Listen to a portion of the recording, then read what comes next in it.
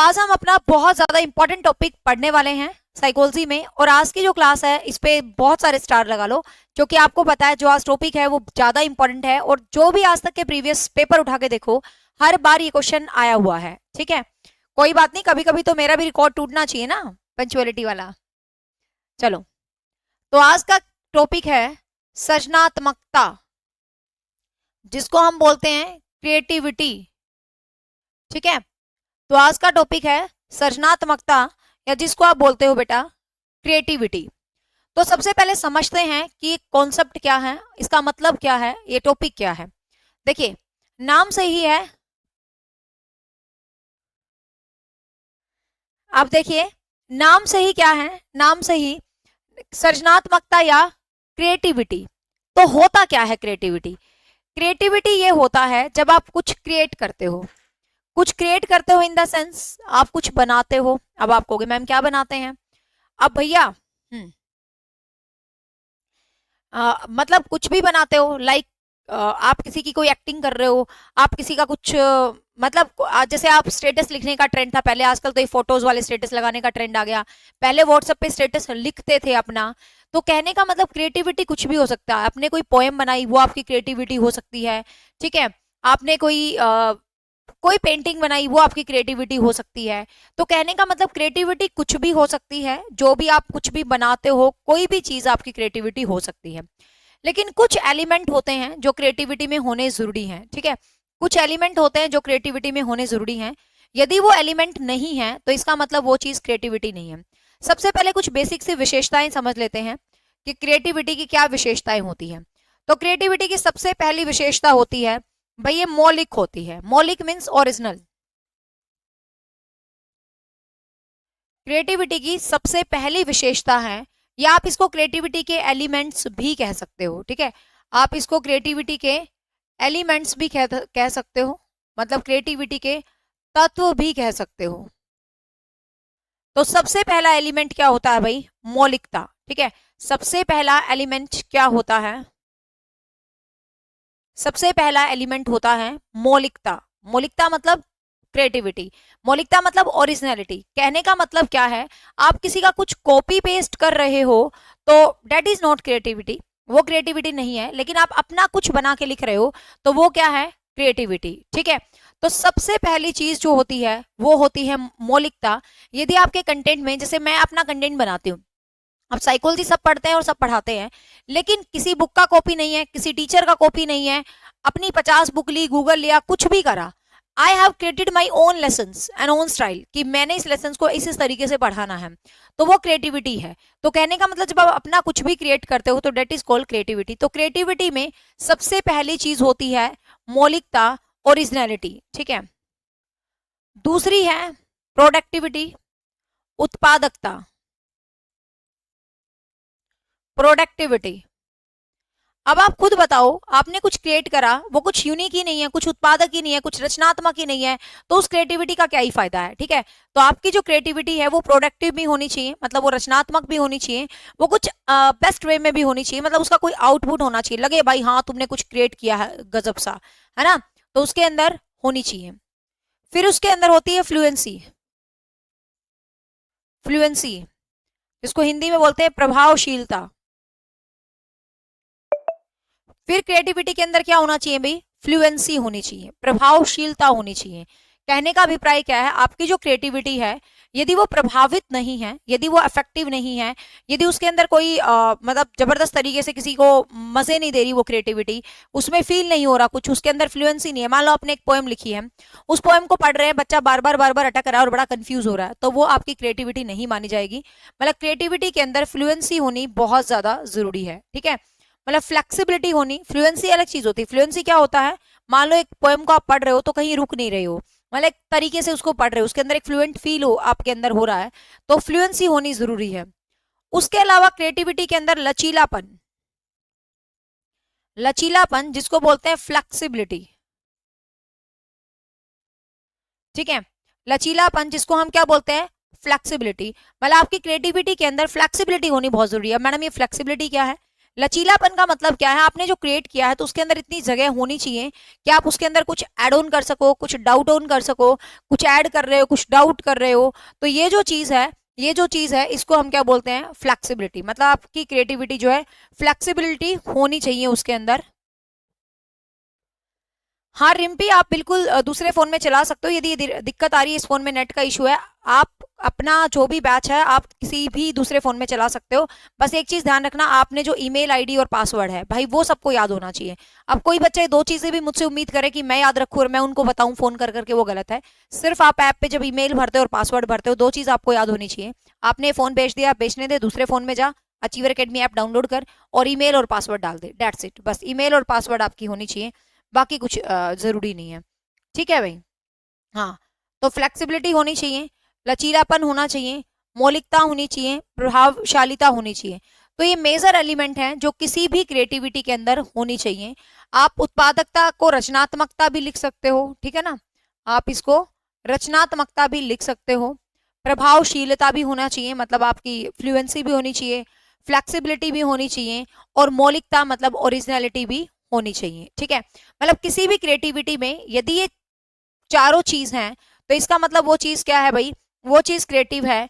और यदि ये चीज नहीं है तो इसका मतलब वो चीज क्या है, क्रिएटिव नहीं है। तो ये क्रिएटिविटी के मेजर चीजें हैं जो किसी भी इंसान की क्रिएटिविटी के अंदर क्या होनी चाहिए भाई, हमेशा होनी चाहिए, है ना। और एक और होता है विस्तारण, इलेब्रेशन। एक और लिख लो, विस्तारण। विस्तारण, इलेब्रेशन। इलेबरेटेड होनी चाहिए चीज, मतलब विस्तृत होनी चाहिए। विस्तारण का मतलब कि आप उसको अच्छे तरीके से दूसरों के सामने प्रेजेंट कर सको, विस्तारण।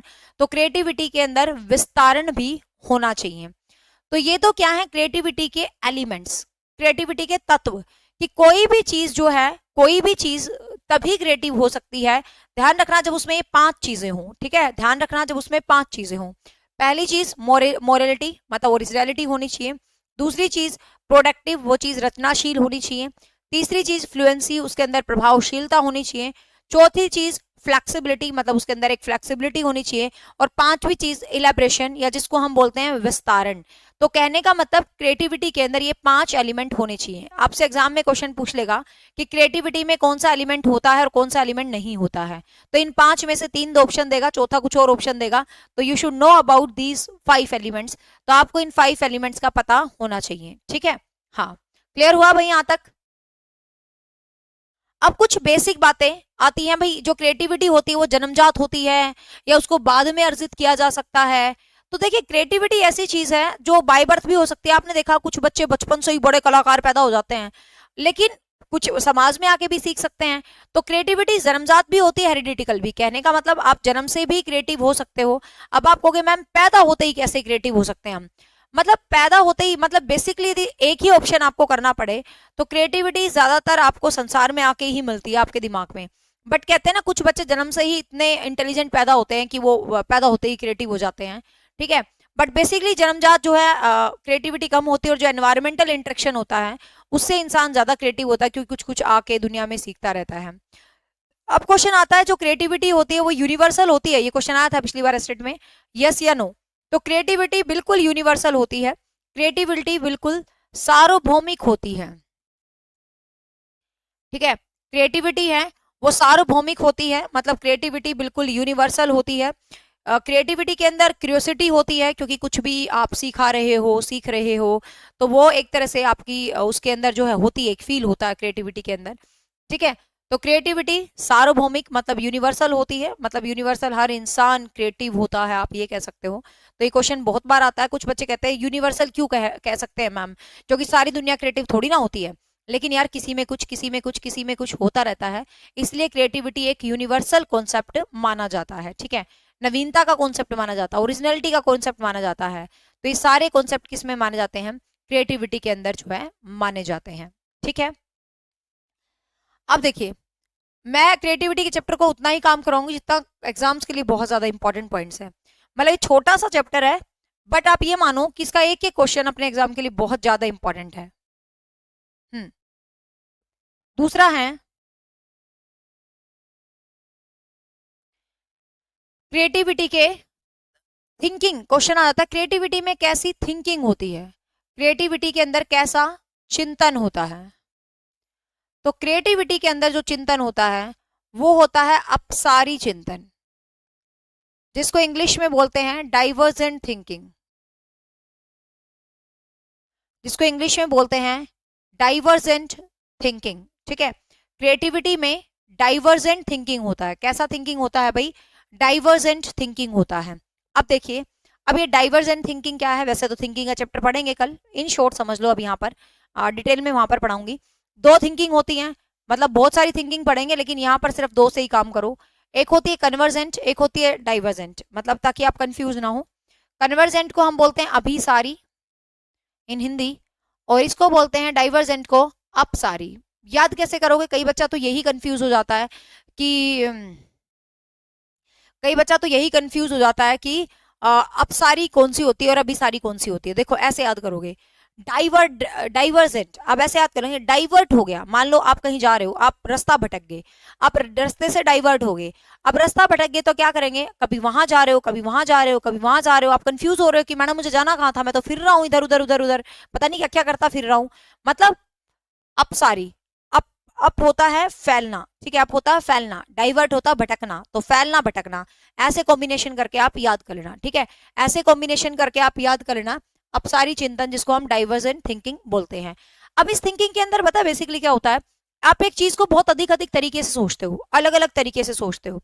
अब देखो कोई भी चीज है, मैंने कहा थिंकिंग में डिटेल से समझाऊंगी, यहां सिर्फ इतना सा समझो कि एक चीज को बहुत अधिक तरीके से सीखना क्रिएटिविटी होता है।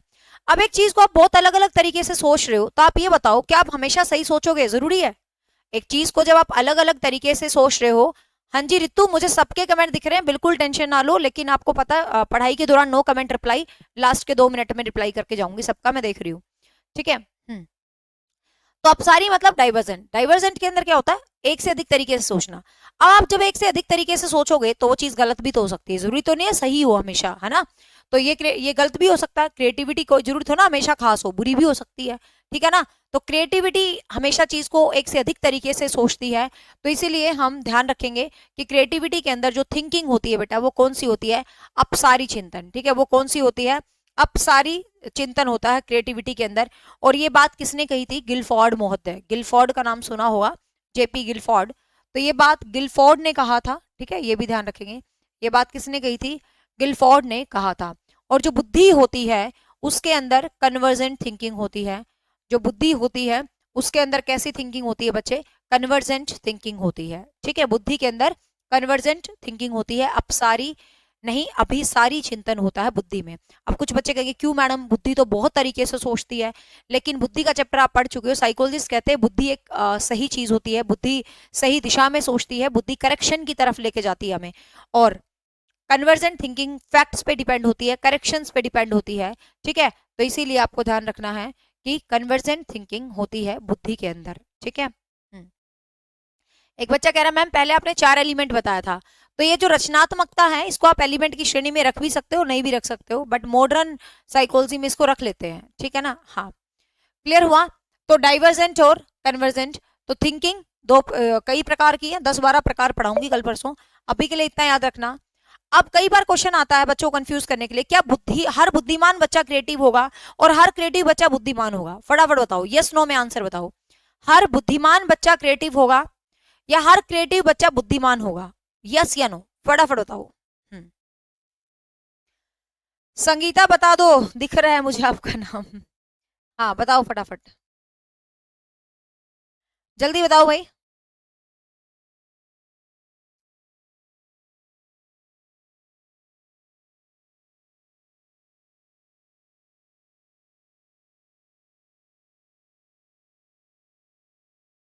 हर बुद्धिमान बच्चा क्रिएटिव होता है, हर क्रिएटिव बच्चा बुद्धिमान होता है, यस या नो? हम्म, शाबाश, होशियार हो गए तुम तो, मतलब तगड़े वाले, एकदम सही बोला है सबने, वेरी गुड वेरी गुड। हर बुद्धिमान बच्चा क्रिएटिव हो जरूरी नहीं है, हर क्रिएटिव बच्चा बुद्धिमान हो जरूरी नहीं है। अब मुझे ही देख लो, थोड़ी सी बुद्धिमान हूं मैं लेकिन क्रिएटिव तो हूं ही नहीं। थोड़ा बहुत कुछ क्रिएट कर लेती हूँ, दिमाग में ideas about the courses and about the content, उसके अलावा कहाँ क्रिएटिव हूँ? एक पेंटिंग तो बनानी नहीं आती। अभी देखिए बोबोडोल एक्सपेरिमेंट पढ़ेंगे तो मुझे बोबोडोल तो बनानी नहीं आती। कहने का मतलब हर बुद्धिमान क्रिएटिव वो जरूरी नहीं है। और कुछ ऐसे होते हैं जो बुद्धि आईक्यू जिनका बिल्कुल बैकवर्ड है, लेकिन वो ऐसी ऐसी क्रिएटिविटी कर जाते हैं, लोग उनको देखते रह जाते हैं, यार कमाल कर दिया इसने। तो हर बुद्धिमान बच्चा क्रिएटिव हो जरूरी नहीं है, और हर क्रिएटिव बच्चा बुद्धिमान हो ऐसा बिल्कुल भी जरूरी नहीं है। ठीक है, तो इसको शोर मोहर नहीं लगा सकते आप इस कंटेंट को। क्लियर? अब जो मैं पॉइंट बता रही हूं ये बहुत ज्यादा इंपॉर्टेंट है, most important part of this chapter. Creativity के स्टेप्स, अवस्थाएं। कोई एक इंसान है, कोई भी एक इंसान है, उसके अंदर जो क्रिएटिविटी है वो किन स्टेप्स पे होती है, उसके अंदर जो क्रिएटिविटी है वो किन अवस्थाओं में होती है, किन स्टेप्स में होती है क्रिएटिविटी, उसकी बात कर लेते हैं। ठीक है, इसके अंदर जो क्रिएटिविटी होती है वो किन स्टेप्स में होती है, किन अवस्थाओं में होती है, देखते हैं। सबसे पहले आप देखो, कोई भी चीज है यार जिंदगी में, एग्जाम है, शादी है, कुछ भी है, बारात है, कुछ भी है, तो आप क्या करेंगे? सबसे पहले तैयारी है, कल दशहरा है, रावण दहन की तैयारी हो रही है।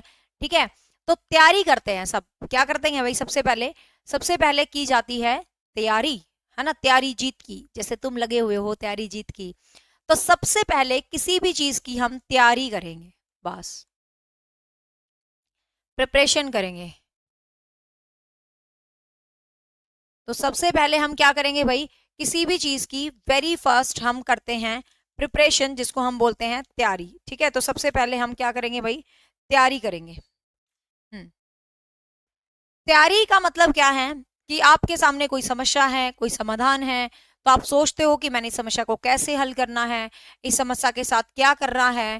ठीक है, हाँ, तो इस समस्या के साथ क्या करना है, इस समस्या को कैसे समाधान करना है, तो वेरी फर्स्ट हम उस चीज की तैयारी करते हैं, बस। तो तैयारी का मतलब होता है समस्या के बारे में विचार करना, उस समस्या को उठाना, उस समस्या के बारे में सोचना। तो ये चीज क्या होती है? तैयारी। ठीक है, ये चीज क्या होती है? तैयारी होता है। तो सबसे पहले ये चीज क्या होती है भाई? तैयारी होती है, डेट इज कॉल्ड प्रिपरेशन। तो वेरी फर्स्ट थिंग तैयारी। दूसरा स्टेप होता है उद्भवन।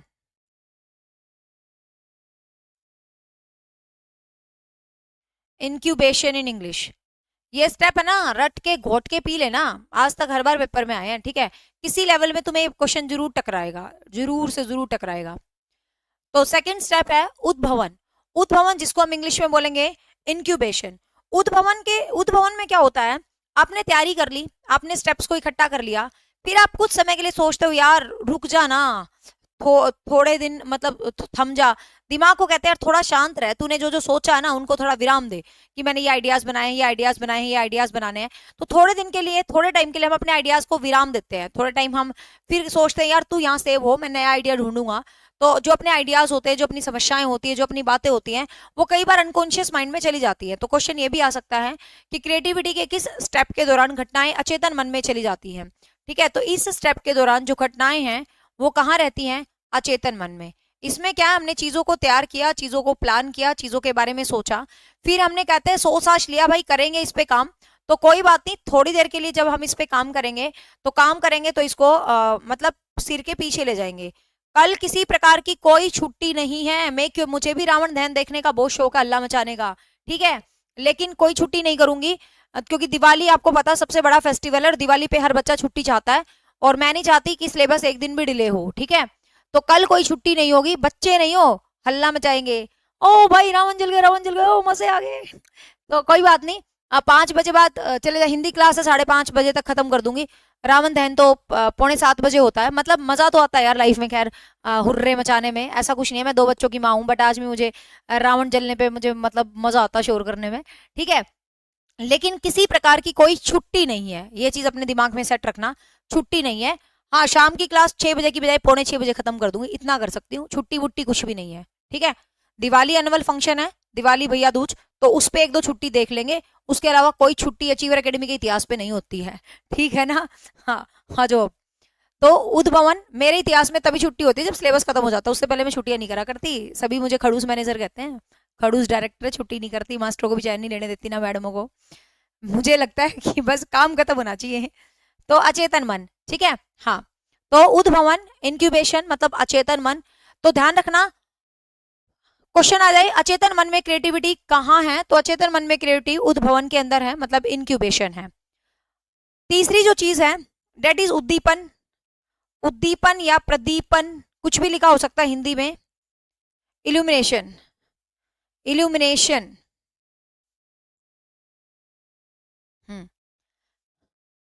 इल्यूमिनेशन, ठीक है। प्रबोधन हिंदी में कुछ कुछ लिख देंगे, प्रबोधन भी लिख देंगे, प्रबोधन, इल्यूमिनेशन, ठीक है। अब ये स्टेप क्या, अच्छा यार परसों होगा दशहरा, मुझे नहीं पता, चलो तुम पढ़ लो, मेरा मतलब चाहे कल है चाहे परसों, कोई छुट्टी नहीं है, बात खत्म। अब देखो, उद्दीपन, प्रबोधन जिसको हम इल्यूमिनेशन बोलते हैं। अब इल्यूमिनेशन का क्या मतलब होता है, इसके अंदर क्या होता है, प्रबोधन, इल्यूमिनेशन मतलब एकदम से आइडिया आना, अचानक आप कुछ सोच रहे हो, यार आपने किताबें को भी जोड़ी, आप सोच रहे हो यार मैं किताब लिखूंगा, ये करूंगा वो करूंगा, प्रिपरेशन कर ली, फिर आप कहते हो यार छोड़ना, मैंने दिमाग में सेट कर रहा हूं, मैं घटनाओं को सेव कर लेता हूं थोड़े दिन के लिए, तो आपने सेव कर ली, इंक्यूबेशन कर लिया, फिर एकदम से आपके माइंड में आइडिया आया, वाओ ये वाला पॉइंट यार गजब है, इसको उठा लेता हूं मैं, इसको लिखूंगा मैं अपनी किताब में, ओ भाई ये वाली बात तो मेरी किताब को सबसे अलग बना देगी, ठीक है। हाँ, तो ये वाली किताब तो मेरी, ये वाली बात तो मेरी सबसे अलग कर देगी मुझे। तो ये जो एकदम से कहते हैं ना, एकदम से वो दिमाग की बत्ती जब जगती है ना, घंटी बजी क्या, वो दो लट्टू गिरे आपके सिर पे टन, वो दिमाग की घंटी बजना जिसको बोलते हैं ना शुद्ध भाषा में, तो वो घंटी बजना क्या कहलाता है, इल्यूमिनेशन कहलाता है। मतलब जब आपके दिमाग की घंटी बजती है तो डेट इज कॉल्ड इल्यूमिनेशन। तो ये चीज क्या कहलाती है, इल्यूमिनेशन कहलाती है, इल्यूमिनेट कर दिया मतलब अपने चीज को, ठीक है। तो ये चीज क्या होती है भाई, इल्यूमिनेशन कहलाती है। हाँ, लास्ट जो है दैट इज कॉल्ड सत्यापन। सत्यापन in English that is called verification. English में इसको बोलेंगे वेरिफिकेशन, ठीक है। In English this is called verification. तो इंग्लिश में ये चीज क्या होती है भाई, वेरिफिकेशन होती है। वेरिफिकेशन मतलब सत्यापन। सत्यापन का क्या मतलब है, आप वेरीफाई करवा रहे हो, ठीक है। हाँ, मतलब वेरीफाई का मतलब आप चीजों को चेक कर रहे हो कि भाई आपने जो क्रिएटिविटी की है वो सही की है नहीं की है। तो ये जो चीज है इसको हम क्या बोलते हैं, वेरिफिकेशन बोलते हैं, मतलब सत्यापन बोलते हैं, वेरीफाइड करना बोलते हैं, तो वेरिफिकेशन, ठीक है। तो ये क्रिएटिविटी के क्या होते हैं भाई, स्टेप्स होते हैं। मतलब कोई भी क्रिएटिविटी आपको करना है तो इन स्टेप्स पर होकर जो है गुजरेगी, ठीक है। इन स्टेप्स पर होकर गुजरेगी कोई भी क्रिएटिविटी। तो you just remember the 4 steps. तो आपको ये 4 स्टेप्स जो है याद रखने हैं, डेट इज तैयारी, उद्भवन, उद्दीपन, सत्यापन, ठीक है। Preparation, incubation, illumination and verification. तो you just remember these 4 steps, very very important in creativity chapter. Next we will move in the last section of creativity. अब है क्रिएटिविटी के स्तर, levels of creativity. Levels of creativity given by I.A. Taylor. अब है levels of creativity, levels of creativity I.A. Taylor. पता online में छुट्टी करने का मन क्यों नहीं करता, आप घर ही तो बैठे हो। यदि ऑफलाइन होता तो जरूर करते, क्योंकि भीड़ होती है सड़कों पे, बच्चे कहाँ आते कहाँ जाते हैं। बट ऑफलाइन और ऑनलाइन में फर्क है ना, तो नो छुट्टी इन ऑनलाइन। घर बैठे हो, नई क्लास देखनी हो, भाग जाना दशहरा देखना, आके क्लास देख लेना, क्लास तो सेव हो जाएगी। हम क्यों अपना एक दिन खराब करें, बता, हम तो अपना सिलेबस करवाएंगे। हाँ देखो, क्रिएटिविटी के लेवल्स, क्रिएटिविटी के लेवल्स I.A. टेलर ने दिए हैं। कितने लेवल्स दिए हैं, 5। Thank you so much. कितने लेवल्स दिए हैं, 5। वेरी इंपॉर्टेंट, पहले लेवल्स नहीं आते थे एग्जाम में, बट पिछली बार लेवल से ही क्वेश्चन आया हुआ था, ठीक है। हाँ, पिछली बार लेवल से ही क्वेश्चन आया हुआ था। तो क्रिएटिविटी का सबसे पहला लेवल है, सबसे पहला लेवल है अभिव्यक्त्यात्मक स्तर। अभिव्यक्तात्मक स्तर, in English you can say expressive level. Expressive level, एक बार लिख देती हूं मैं, सारे फिर समझाऊंगी। दूसरा है उत्पादक स्तर, in English it's called productive level. Productive level, एक बार मैं लिख देती हूं फिर एक साथ समझाऊंगी। तीसरा है इन्वेंटिव लेवल। जिसको बोलते हैं अन्वेषणात्मक स्तर, अन्वेषणात्मक स्तर।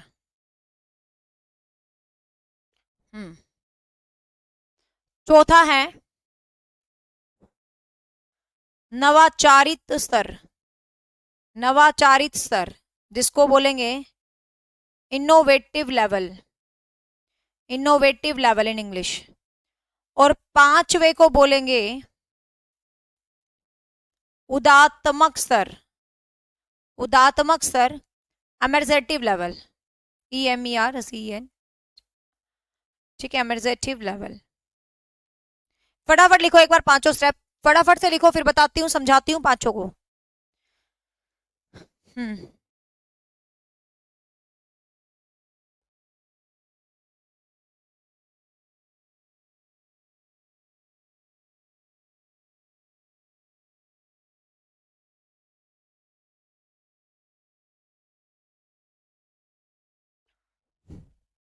लिख लिए, चलो देखिए, क्रिएटिविटी के 4 स्तर होते हैं, 4 लेवल्स होते हैं क्रिएटिविटी के।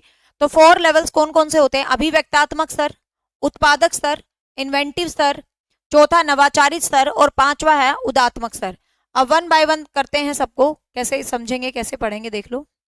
हाँ, सबसे पहला है अभिव्यक्तात्मक स्तर, जिसको हम बोलते हैं expressive level, EXPRESSIV, expressive level, या हम इसको बोलते हैं अभिव्यक्त्यात्मक स्तर। अब होता क्या है अभिव्यक्त्यात्मक? देखिए, अभिव्यक्ति का मतलब क्या है?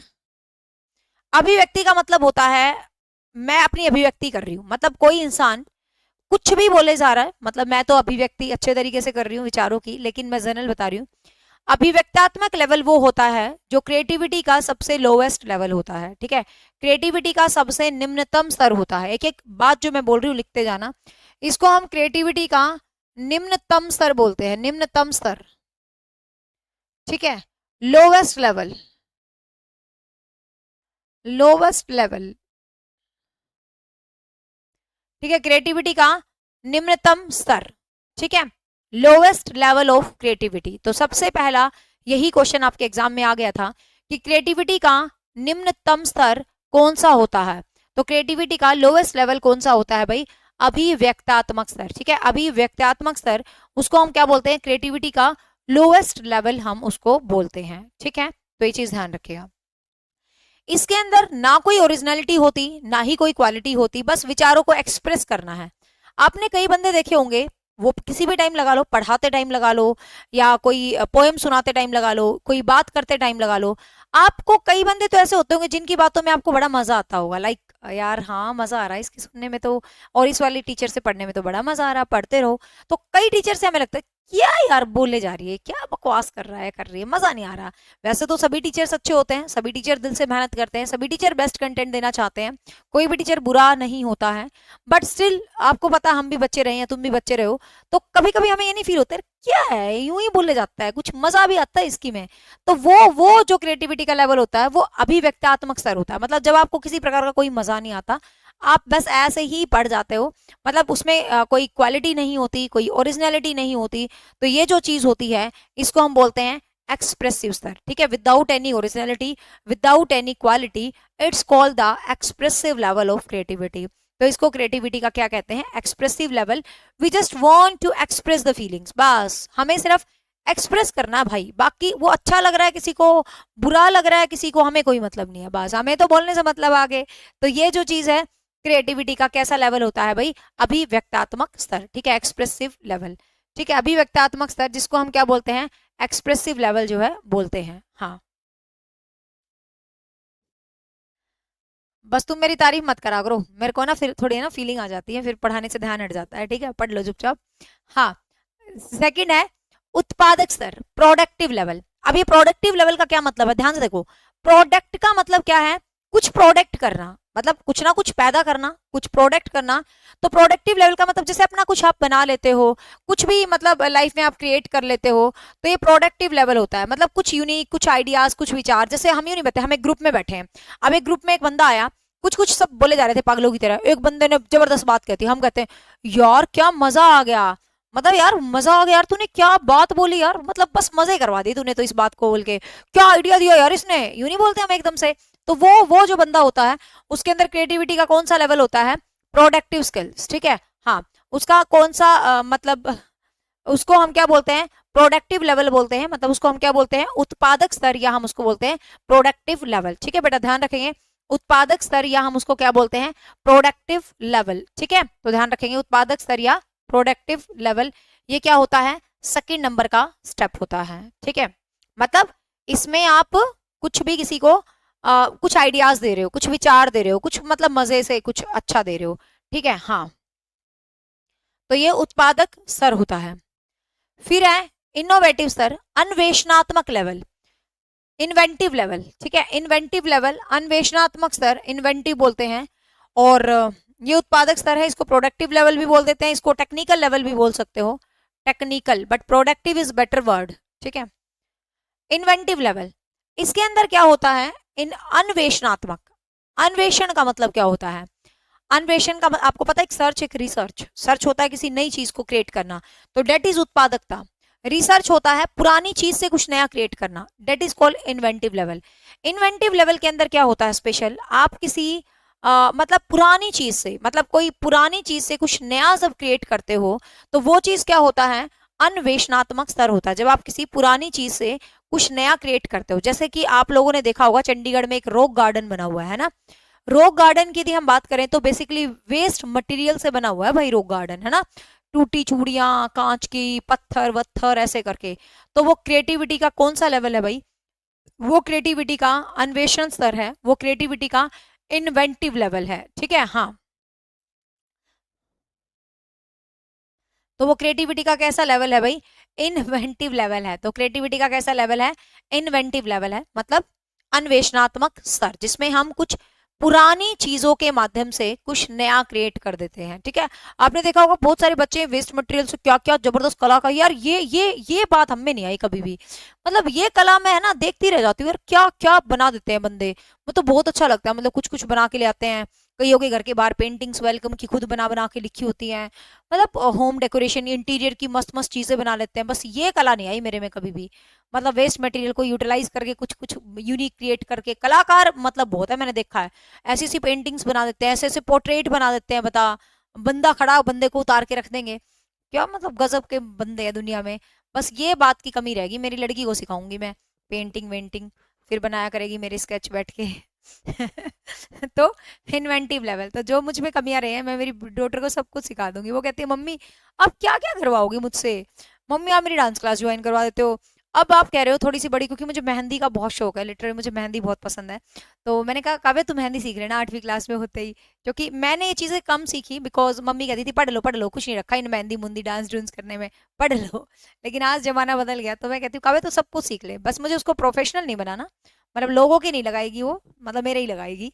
बट आजकल तो खैर सब प्रोफेशन चलते हैं। बट मैं वैसे कहती हूँ मजाक में, तू पेंटिंग सीख लेना, तू ड्राइंग सीख लेना, तू होम डेकोरेशन कर लेना। तो वो कहती मम्मी आप मुझे क्या क्या सिखाओगे, मैंने कहा शांति रख, ठीक है।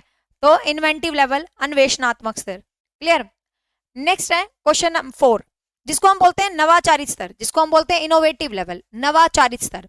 अब ये नवाचारित स्तर, और इसको ध्यान से एक साथ समझ लो, ठीक है।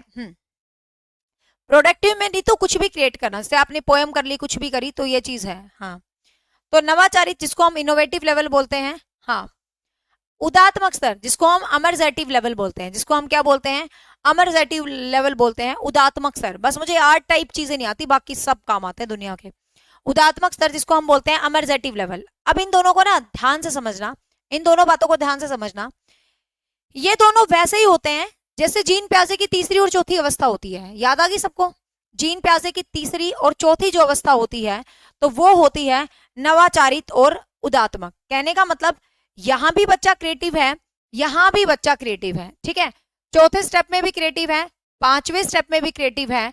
You know what is the difference, फर्क क्या है, यहाँ बच्चा मूर्त रूप से क्रिएटिव है, यहाँ बच्चा मूर्त रूप से क्रिएटिव है, और यहाँ बच्चा अमूर्त रूप से क्रिएटिव है। क्या समझे आप मेरी बात को, नवाचारित स्तर के अंदर बच्चा मूर्त रूप से क्रिएटिव है, मतलब मूर्त का मतलब जो चीज उसके सामने है वो उसी पर काम कर रहा है, उसी पे अपनी कलाकारी दिखा रहा है, ठीक है। हाँ, तो उसी पर अपना कलाकार दिखा रहा है वो, तो इसको नवाचारित लेवल बोलते हैं।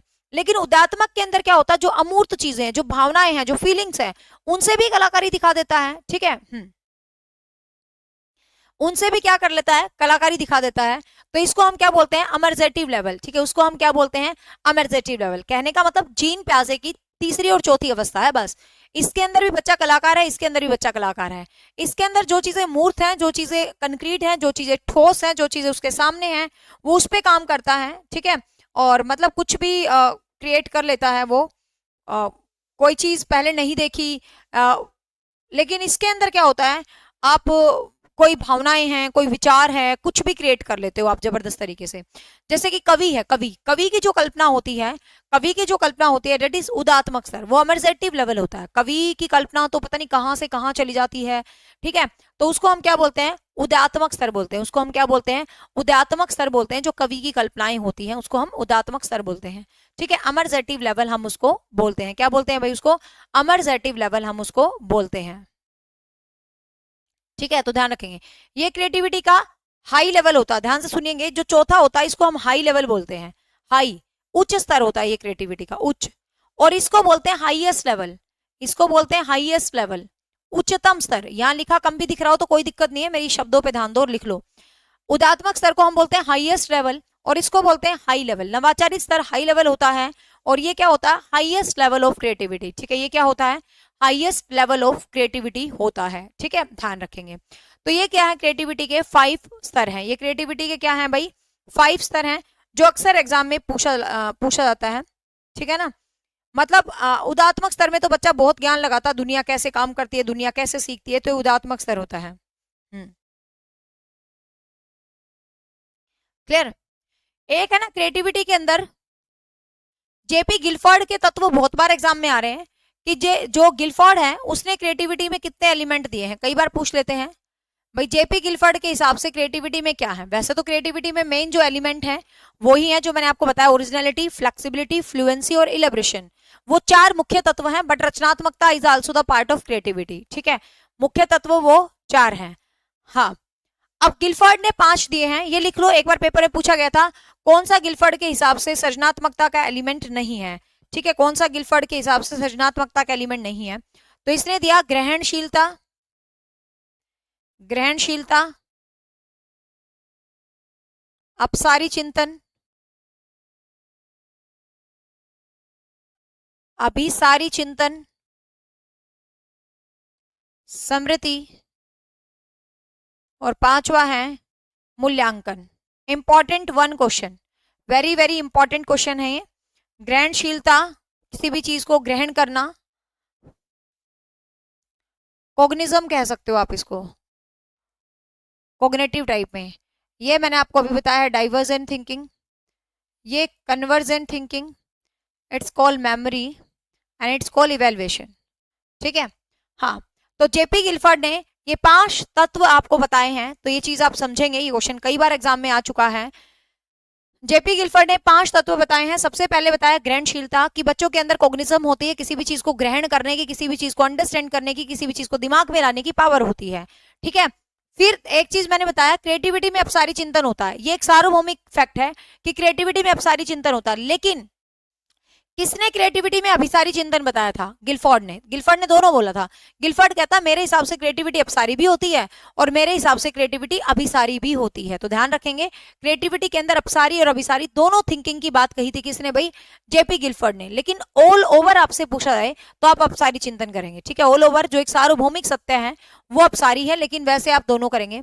मेमोरी होती है और क्या होता है भाई, मूल्यांकन होता है। मतलब मेमोरी होती है और क्या होता है, मूल्यांकन होता है। ठीक है, तो इन शॉर्ट कुछ इसके और एलिमेंट्स बच गए, आज का टाइम हो गया। कल की क्लास में इस चैप्टर को पूरा करूंगी, साथ में मेमोरी करवाऊंगी। ठीक है, मेमोरी स्मृति एक ही तो बात होती है। हाँ, तो मेमोरी या स्मृति बोल रही थी मैं, तो मेमोरी ही स्मृति होती है, क्योंकि चैप्टर सेम है, क्रिएटिविटी एंड मेमोरी साथ साथ हो जाएंगे। तो कल क्रिएटिविटी के कुछ सिद्धांत है और कुछ वो आजकल आने लगे एग्जाम में, इसके जो पास ही चित्रात्मक सिद्धांत ये वो कुछ एक्सेट्रा एक्सेट्रा बहुत सारे पॉइंट्स आ जाते हैं इसके, कुछ मापने की विधियां टाइप में। तो कल वो 10 मिनट की क्लास क्रिएटिविटी की करेंगे, 10 से 15 मिनट की, बाद में मेमोरी का चैप्टर खत्म करेंगे कल। ठीक है, हाँ, तो इन शॉर्ट में आज की क्लास में हमने क्या पढ़ा भाई, आज की क्लास में हमने बेसिक पढ़ा कि क्रिएटिविटी होती क्या है, फिर हमने पढ़ा क्रिएटिविटी में कौन से एलिमेंट होते हैं, मुख्य रूप से 4 याद रख लेना, एक मौलिकता, एक प्रभावशीलता, एक लचीलापन और एक विस्तारण। ठीक है, 4 याद कर लेना। लेकिन जो ये उत्पादकता और रचनाशीलता है, ये इस भाई क्रिएटिविटी उत्पादक और रचनाशील होती है। फिर यूनिवर्सल होती है क्रिएटिविटी, ये सबको पता है, यूनिवर्सल होती है। ठीक है, हाँ। फिर आपको थिंकिंग याद रखनी है कि इसके अंदर अपसारी चिंतन होता है बेसिकली। फिर आपको इसके स्टेप याद रखना है कि प्रिपरेशन होती है, इल्यूमिनेशन, इंक्यूबेशन होता है, इल्यूमिनेशन होता है और वेरिफिकेशन होता है। फिर हमने इसके जो है 5 लेवल्स किए। एक्सप्रेसिव लेवल है जो पहला लेवल होता है, बिना गुणवत्ता बिना क्वालिटी के। फिर दूसरा होता है उत्पादक स्तर, इन्वेंटिव लेवल, प्रोडक्टिव, नवाचारित और उदात्मक। प्रैक्टिस सेट बिल्कुल अपना छप चुका है और छप चुका है, कल और परसों मार्केट में आएगा। जब तक मैं यूट्यूब पे वीडियो ना बनाऊं तब तक कोई बच्चा मार्केट ना जाए लेने, ठीक है, वो प्रिंटिंग के लिए गया हुआ है।